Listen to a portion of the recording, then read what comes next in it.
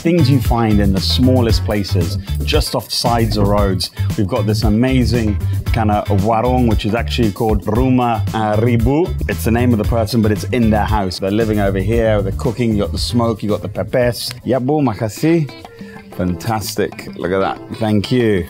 So they originally were sold on the roadside and around the village, but then they also, as they got more popular, started to do it at home, and they started doing it around about the 1950s. Classic example, humble beginnings and growing into something great. And the great thing is that the whole family is sort of involved in it. It was their great-grandfathers. Now they've passed it down to the son-in-law, and now the family are continuing it here.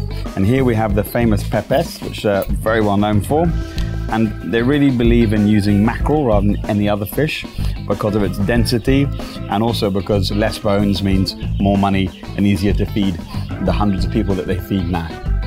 And the Pepes is basically very simple. It's got chili in there, tamarind, probably a little bit of lime leaf in there as well. The Sate is made with Marlin, and it's mixed with young coconut, and then also there's a bit of turmeric, chili, garlic, shallot, bit of sugar and salt, and of course some other secret ingredients that were never told. And she really believes that Marlin is the best ingredient to use because basically it has less bones and also has the most better sort of thicker, meatier consistency that you would get compared to other fish. And also it's also relatively cheap, so it's easy for her to feed the masses with. Oh, and there's another one here, and this is the kwa.